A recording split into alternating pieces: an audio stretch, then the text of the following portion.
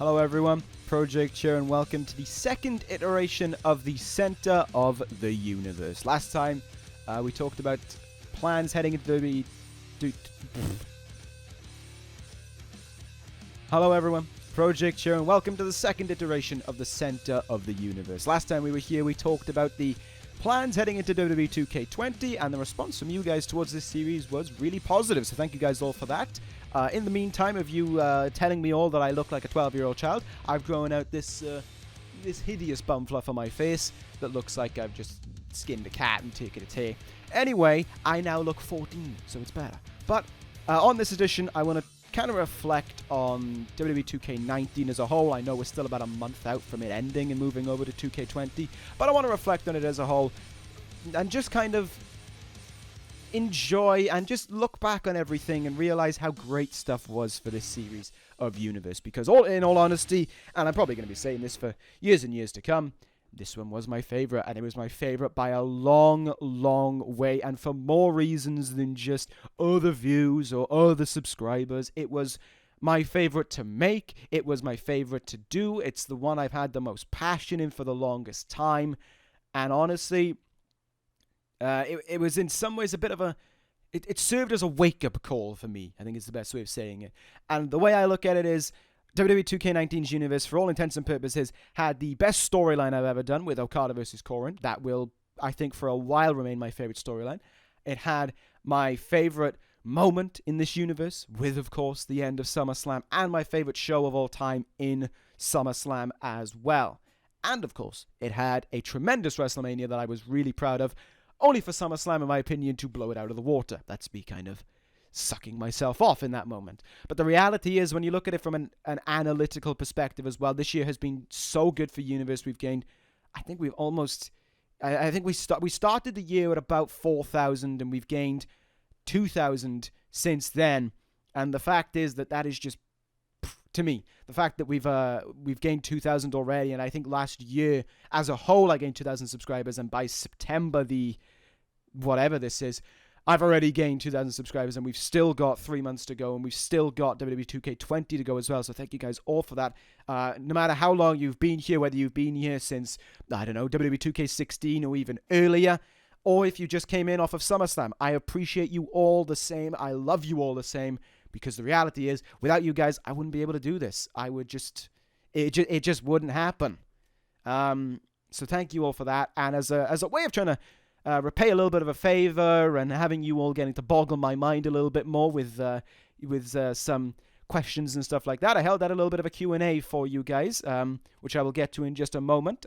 There are many questions to answer, and I will do my best to answer all of them. But one final point I wanted to say about 2K19 is I feel as if after 2K18 in comparison, I feel as if the bar was kind of here for my content. I think the best way of putting it is there was some fine content, but a lot of it was too basic. I wasn't trying to stretch the envelope. I wasn't doing enough on commentary. I was really just kind of going with my own flow. So the baseline was here. With WWE 2K19, I feel as if my baseline is now not slapping my mic, but about there. It reached new heights. 2K17 was about there. 18 was about there. And 19's all the way up there. The amount of much more work that has gone into making these videos better for you all now, and better for myself as well. You know, between the use of the highlight reels, the backstage segments, the green screening of stuff, the work that goes into commentary now, the more work that goes into editing, trying to make these videos as good as I possibly can for you all, and of course for myself, because the reality is, if I didn't like the video I was putting out, why am I putting it out? So that's the best way I can put it, and right now, yeah, I am loving doing Universe. I'm loving making the content. I'm loving how hard I'm having to push myself, because it just means that content is going to be even better. And I hope that keeps on going into WWE 2K20 as well. That's kind of my reflection point of it all. Just, there is so much more I could say about 2K19, but a lot of the stuff actually that I could get into about the Universe has come from your questions. As I said, there were a lot of questions who were put in. Some people asked more than one question as well. I will try and answer as many of them as I can. There are some questions that overlap as well, so if I didn't answer your question, either I didn't get time, which I'm sorry for, I didn't really have a good enough answer for it, or your question overlapped into another question, which is kind of what a few of these questions are, and I'll point out if any of them overlap as well. So let's get straight into the questions. The first questions that I will answer come in from Crowd Reaction, who asks 3 questions here. First question, how long does it take you to make a normal episode? Is there any bit of it that takes longer to do than the rest? So a normal episode now, if we're to take the recording the gameplay, recording the highlight reel stuff and the backstage stuff like that, then the editing, then the commentary, probably like a normal episode of Raw would probably take about 4 hours, I would say. Roughly, that is an estimate. I don't really time it. Maybe 4.5 hours thereabouts for 45-minute episode. So it does take quite a bit of time. Is there any bit of time that takes longer to do than the rest? Typically, it's the stuff like you saw. Let's say like you saw with the Fatal 4-Way at No Mercy. The recording for the main event, which was a longer match, was 25 minutes less than it was for that Fatal 4-Way. That took me well over an hour to do that Fatal 4-Way. Because of all the cuts, because of all the I had to set up 3 singles matches, 3 triple threats, and it was just it was a lot of stuff that had to go into making that one work. It was a lot more time that had to go into that one. So yeah, typically stuff where there's a lot of stuff going on the screen, or there's a lot of backstage stuff, or anything like that, is usually what takes the longest amount of time to do. The second question, how long does it take to come up with a card for a show? That depends on the show. ECW, not long at all, I'll be honest. ECW is a dream to book. Raw over these last few months, it's taken a little bit longer to book. It's kind of like the finding my foot in. Honestly, an ECW card I could probably have made in about 10-15 minutes, or maybe 10 minutes. Once I know what my storylines are, once I know what I'm building towards for the next pay-per-view or the next big match or whatever, it's just a case of coming up with stuff on the top of my head. And like I said, with ECW, that's kind of so easy to pull off because ECW is just such a good brand to book with. With Monday Night Raw, might take a little bit longer because the roster isn't really as much in depth as ECW's is, but still, it doesn't take me all that long, shall we say. And finally, he asks, I think it's a he, sorry. When it comes to booking, do you think about how the general audience will react with it, or do you just go with whatever you want and that's final? Sometimes it's a bit of both. Sometimes it's, most of the time it's the occasion of, I go with how I think people will react with it and how I would react to it. So I talked about how if, with the videos, if I didn't like the videos I was putting out, why would I put them out? The same is said for the booking. If I looked at a booking and I thought someone else's, if I saw that in another person's universe and thought, that's bad booking, why would I do that booking myself? If I didn't think the booking that I was doing was good, why would I do that booking, is the way I look at it. But also I got to look at it sometimes in the way of, I might think something's good booking, but I might think that might be a bit harder for the people to watch, I guess, for the people to understand it maybe, or for the people to just kind of react positively to it. There's certainly been occasions where I've tried booking something and it's just fallen flat in its face. But sometimes you do have to go with your own intuition. Sometimes I do have to think there and go, people might not like this, but the reality is they might grow on it. And I think that's that's usually how the way things go. Like, I can imagine at first, people probably weren't that big on a guy like Correns arriving in the universe. Now here we are 2.5 years later, and he's one of the biggest names in the universe. So most of the times it goes with how I think, if I would like it, B, if I think people will like it, and then C, sometimes I do just kind of veto all of that and just do things my own way. I hope that clarifies it for you. Wolf V asks, besides Correns and Rollins, who has been the most fun to book and why? So obviously, in case you didn't know, we talk sometimes in the Discord about the bookings of my universe, which is in the link below. It's free to join. And I always say that Cornus and Seth Rollins are my 2 favorite guys to book because they are. But who else has been the most fun booking and why? This year, there's been so many. Okada in the kind of start to mid of 2K19, it was tremendous fun to book with the fall and rise of Okada storyline was really fun to do. Roman Reigns and his rise up, though most of that was done by Dredge, the rise up for him. Johnny Gargano, of course, from being betrayed at the Royal Rumble to that moment at SummerSlam. There was other guys as well, just like off the top of my head. Brian Cage, I've had a lot of fun booking. Shinsuke Nakamura, I've had a lot of fun booking. Pete Dunne, John Cena as well. There are a lot of guys who I've had a lot of fun booking this year. But Bobby Fish as well is always a treat to book. I love booking Fish because I can do whatever I want with Fish, and people have to kind of like realize, oh yeah, he's kind of a star in this universe. So you kind of in a way have to accept that Fish is a star. And so when he does stuff like that involves the main event, yeah, it works with Fish. Hopefully that clarifies it. But yes, just to answer another question that isn't really a question, yes, Corn and Rollins are always my favorites to book week in and week out. So let's have a look. Next question here. Dark Shadow asks a couple of questions here. I'll answer as many of them as I can. Is there any wrestler you refuse to push or just find boring to the point of not using them? Yeah, there are quite a few. There are a few guys who I bring into the universe. I get about 4 matches into using them and think, not really a fan of this guy anymore.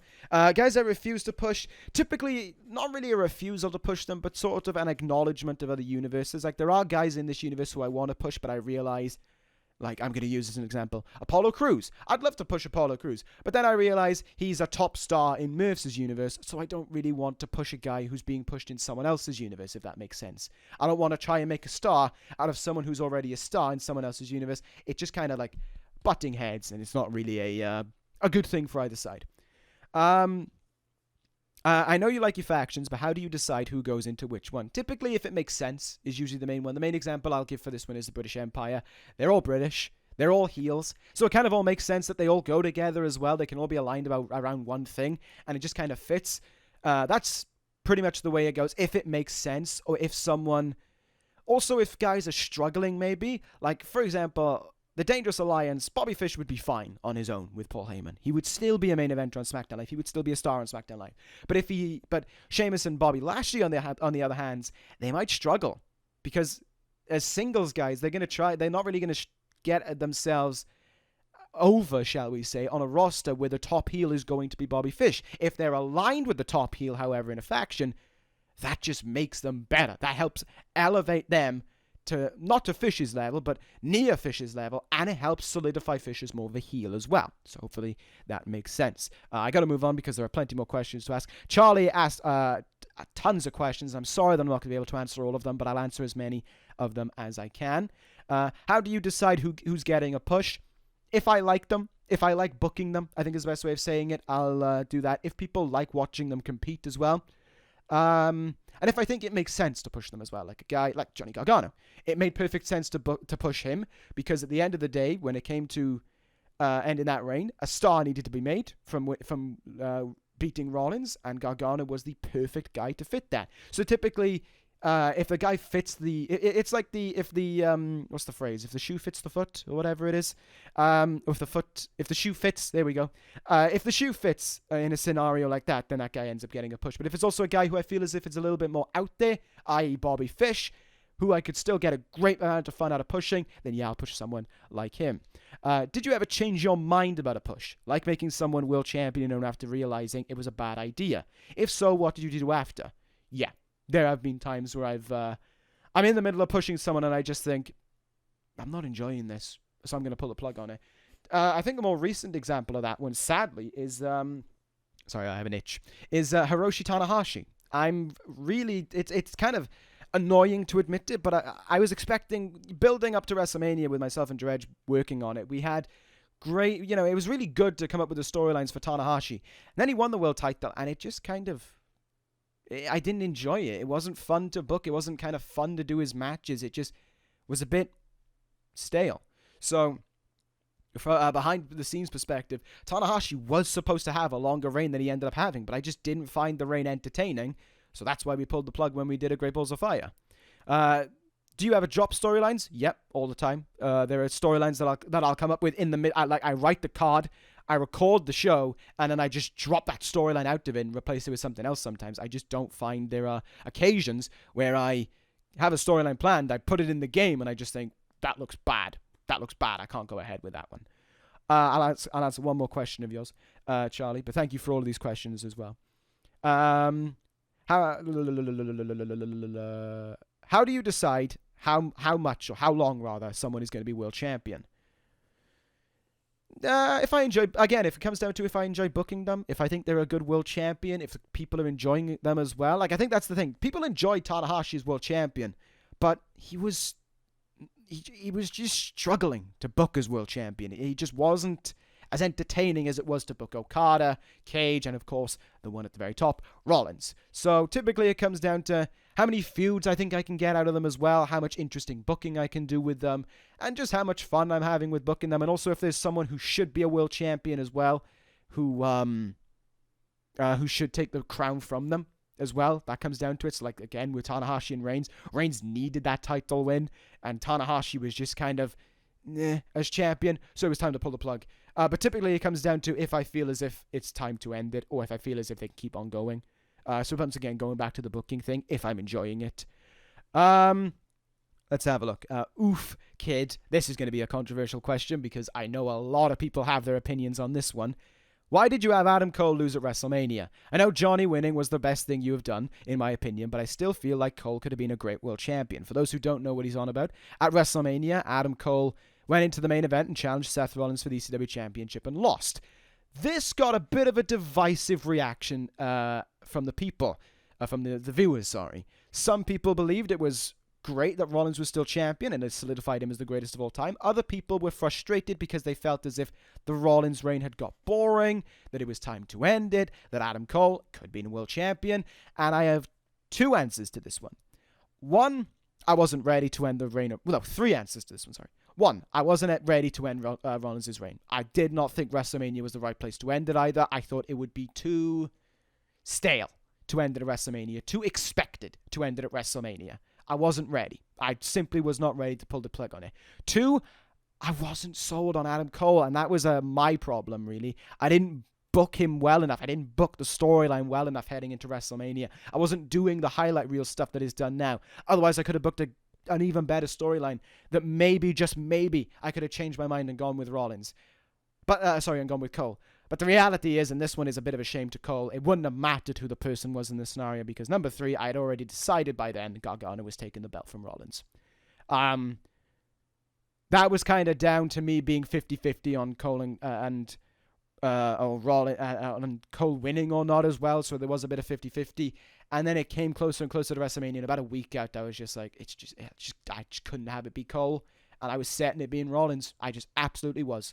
So, yeah, I understand why people thought Adam Cole could have been a great world champion, but I just was not ready to take the title off of Rollins. I wasn't interested in pulling the trigger on Cole, and I felt as if I had to be Gargano. So hopefully that clarifies it. Review Gamer Studio asks, what is your favorite moment about the series? SummerSlam.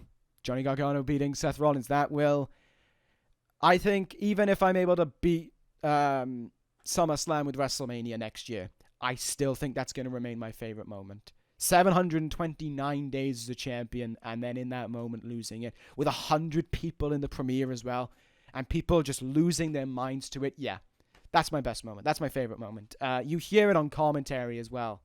As a surprise to no one, I welled up off of him winning it. So, yeah. That's my favorite moment. I think it will be for a long, long time. EMMC asks, peculiar question, why are there so many factions in the universe? I kind of related this a little bit in my last question, last question about factions. If it makes sense, and if there's guys who kind of need to be in a faction to get themselves over, and that is kind of both true for the British Empire, it's true for the Dangerous Alliance, it's true for other guys as well, where a faction can really solidify someone as a heel and can really solidify someone as a top guy. And that's kind of where the Clockwork Project comes in with Corren. Corren is obviously top 2 favorite guys for me to book. But this faction means I can do more stuff with him. And it just makes it better. It solidifies him as more of a dick, I think is the best way of putting it. So that's kind of why there are so many factions. The main reasons, though, are usually if it makes sense and... depending on the guys in it, of course. So hopefully that clarifies it. I'm trying to speed through some of these questions as well. My apologies. I've realized this has gone on for almost 20 minutes already. Jonathan Cox asks, question number 1, what will happen to the women of NXT? They'll either be released or going to Raw and SmackDown. I know people have asked about an ECW women's division. I have contemplated it for a while, but I feel as if it's not the smartest thing to do. I think if I had 5 titles on ECW, it would just cause too many problems. There are already people who are underutilized in ECW. Adding a women's division would only emphasize the issue, not make the brand better, in my opinion. I hope that clarifies things. Question number 2, will Corrin ever turn face? I honestly do not know. I couldn't tell you that.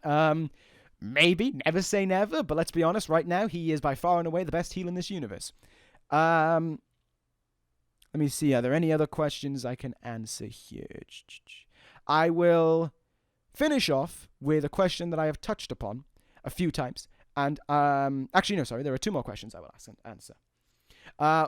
Pierre asks, what was your thought process for Corrin's gimmick as well as Ricochet's Savior gimmick? I couldn't answer Ricochet's Savior gimmick, sorry. That was made by Christian James, the SmackDown General Manager, who, in case people haven't realized already, is not me. I am not Christian James, and I was not Dredge. So, we are 2 different people. He came up with the Savior gimmick. I didn't, and I'm just following his word on it all. So, if you want to know that, you'd have to ask CJ about that one. But what was my thought process for Corrin's gimmick? A dick of a heel, someone who doesn't really need explanations for his actions, and a guy who I could book and no one could tell me you can't do this with that guy. By example, I mean, say I was going to try and turn, I've referenced him a lot in this video, Tanahashi heel. People would say, you can't do that. It doesn't work with Tanahashi. And I'd agree.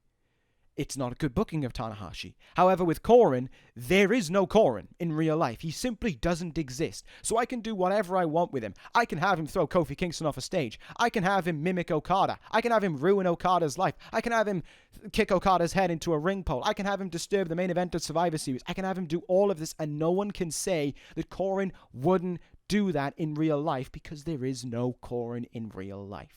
That's what makes Corrin so much fun to book. I can do whatever I want with him, and no one can say he wouldn't do this. You don't know that. I don't know that, because he doesn't exist. That's what makes it. That's what makes pretty much the thought process for Corrin is a guy who I can do whatever the hell I want with, and no one can tell me that I can't do that. It's my own character to do my own free reign with. I can expand the mind of booking as far as I want to. Finally, I'm trying to find the question. I have lost it, but I will find it again, and then we will finish off here. Jotaro, with the last question, and probably the most frequently asked question. Why did you book Seth Rollins with the ECW Championship for so long?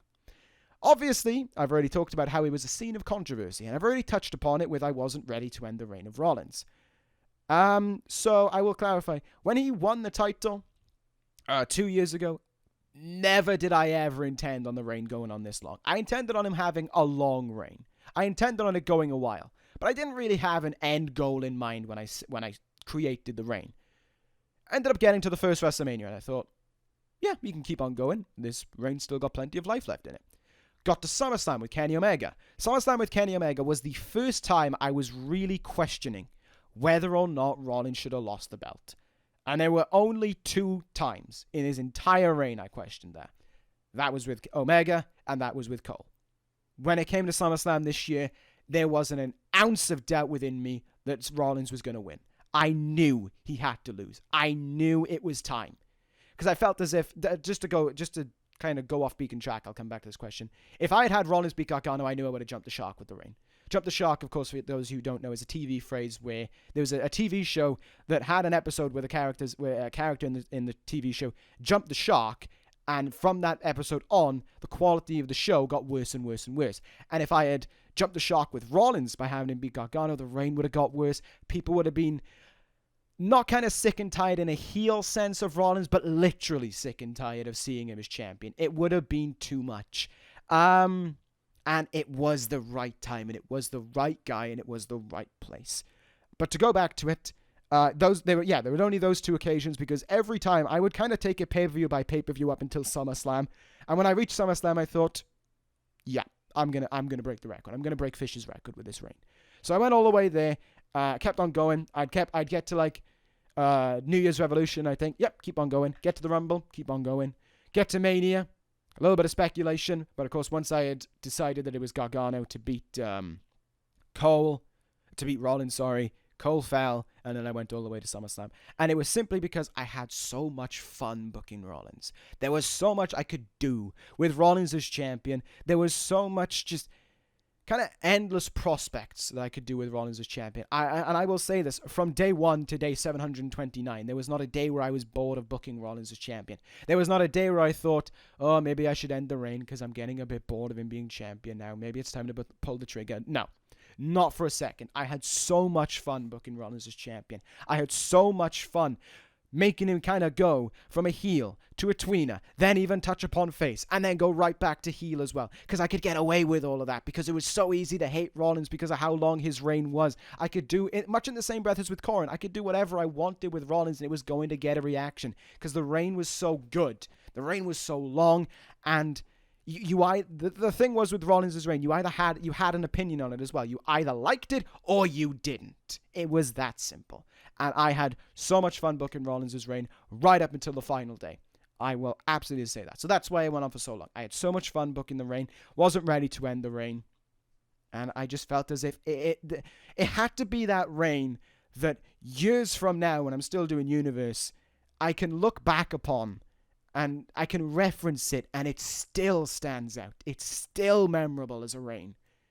And that's pretty much it. It's going to be a long-term game with the Rollins reign. I could reference it, I don't know, in 2K22, I could bring up Rollins' reign, and it would still be memorable. That's the best way that I can put it. Anyway, I'm almost touching on half an hour because I'm stupid, and I've really ran over time with this Q&A. I'm sorry if I didn't answer your question. As I said, some people's questions brushed upon others. I have gone on too long with this, and I will leave it now. But thank you guys all for who asked questions. I hope I was able to answer them the best of my ability. This was more of a Q&A than it was a reflection on 2K19. But in a lot of you guys asking questions, I was able to reflect on 2K19 from a booking and a creative standpoint. Anyway, that clarifies it all. I am going to end with a question of my own, though, before the next episode of The Center of the Universe, which will be on the final week of WWE 2K19. I want to put out a question to you all, and that is, when it comes to the names that are going to be released, that's going to be the next episode of the Center Universe. I'm going to talk about names that are going to get released from this universe heading into 2K20. Do you want me to talk about people who are going to go from NXT to Raw, SmackDown, and ECW, or would you rather it all be a surprise? Because I'm going to be honest, there are a lot of people who are going from NXT. I think it's... I actually don't know the full number right now. It's a lot. That's what you need to know. So would you rather me keep that secret and let them debut over the weeks to come, or would you rather me reveal who's going where right away just to get it out of the way and make sure everyone knows who's going where? Let me know in the comments below. Hopefully that clarifies everything. I'm going to get the hell out of here now because this has gone on too long. Thank you guys to everyone who asked questions. And yeah, I'll see you next time for the next Center of the Universe. And of course, I will see you next time in terms of actual Universe content for Monday Night Raw. Thank you guys for watching. Take care, guys. And ta-ra.